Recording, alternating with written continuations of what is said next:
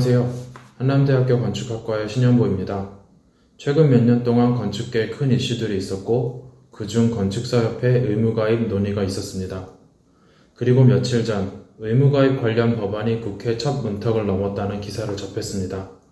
그것도 처음 추진되던 때와는 달리 대한건축사협회 단독협회로의 의무가입으로 문구를 바꾸어 추진 중이라는 내용이었습니다. 아마도 근래에 또 하나의 건축사협회의 필요성을 주장했던 한국건축사협회의 창립 움직임을 염두에 둔 변경이었을 것이라 여겨집니다. 하나의 건축사협회, 표면상의 취지에 동의합니다. 우리는 하나, 이런 문구도 좋습니다. 하지만 몇 가지 이유들로 인해 이를 추진하는 협회에 쉽사리 믿음을 줄 수가 없습니다. 당장 떠오르는 소식이 있습니다.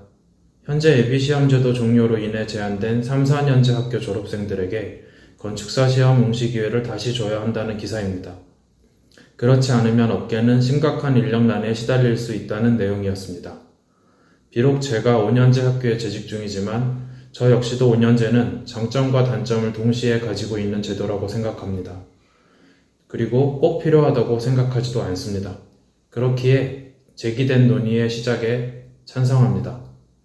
하지만 동시에 떠오르는 또 하나의 움직임을 떠올릴 때 그 의도가 마냥 순수하게만 들리지는 않습니다. 그것은 작년 내내 뜨거웠던 대한건축사협회의 건축사 시험 연 2회 시행 반대 운동입니다. 당시의 반대 이유는 여러 가지였었는데 그중 젊은 건축사들이 덤핑 경쟁을 해서 건축계의 전반적인 질을 낮출 것이라는 내용에 당황스러웠던 기억이 있습니다. 제가 건축사 사무소를 경영했던 기간 내내 싸웠던 가장 큰 벽은 업계에 대한 낮은 신뢰도와 이미 말도 안 되게 평가절하되어 있는 설계비였기 때문입니다. 그것이 새로 진입하는 건축사들 때문일까요?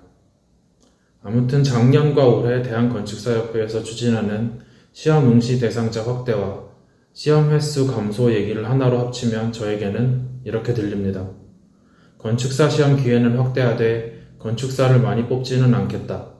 또는 건축사 보는 늘려서 인력난은 해결하되 건축사 수는 제한해서 경쟁자는 늘리지 않겠다. 저는 균등한 기회와 건전한 경쟁을 통한 건축계의 질 향상을 바랍니다.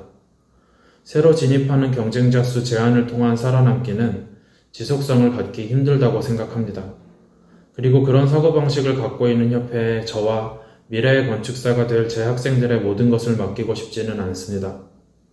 하나의 협회를 통한 통합된 힘이 궁극적으로는 필요할지도 모릅니다. 하지만 지금 당장 그것이 유일한 길이라고 생각하지는 않습니다.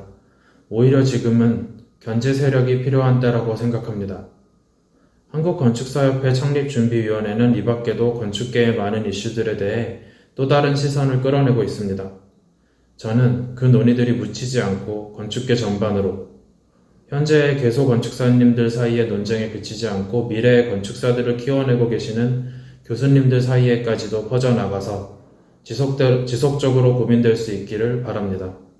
이를 위해 한국건축사협회 창립준비위원회의 노력에 큰 지지를 표합니다.